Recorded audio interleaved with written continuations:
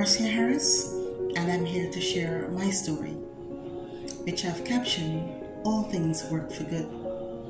It was in September of 2020 that I began to do something that I never did before. I journaled because I was tunneling through the book of Job, trying to find words of comfort for my son. I thought that if anyone knew pain, it was Job, and I could draw from his experience, his response to his situation. It was in July of 2020, my son Shamar, 18 years of age, was diagnosed with non-Hodgkin's lymphoma, blood cancer. We never saw it coming. We didn't know what happened, how this came about, but we prayed and we talked to God. We trusted Him. We were building a wall of scriptures around ourselves earlier because we thought that at some point, this would be needed, and here comes this particular situation.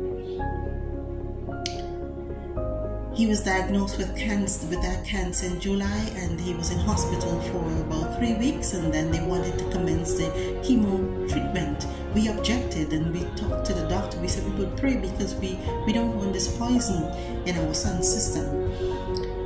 By the Thursday of the next week, he was bleeding profusely, and we had to call the ambulance to rush him back to the hospital, where he would be for almost another 4 months.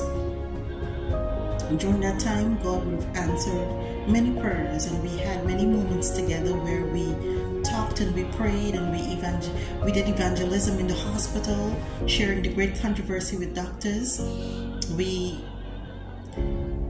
went through the spirit of prophecy, and we ate ice cream together. We had tea because he said, when I'm not in pain, I like to talk. And he would say, I know you didn't drink tea this morning, so sit down and have tea and let's talk. Pour a cup for yourself. And we would talk, and I would listen to the episodes of the night before.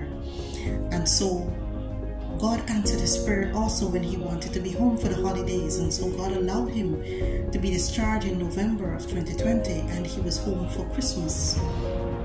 He spent the holidays with us, but by January 28th of 2021, he was readmitted to the hospital because he had commenced the chemo treatment and picked up an infection while going for treatment. His system was suppressed, and so he deteriorated fast. He passed away on the 17th of February 2021. But God has been good to us. His mercies endure forever. He allowed us to have that wall of scripture around us that comforted us then and continues to comfort us now. We know that all things work together for the good of those of us who love God, to those of us who are called according to His purpose. Romans 8:28. Trust God. He is the beginning and the end.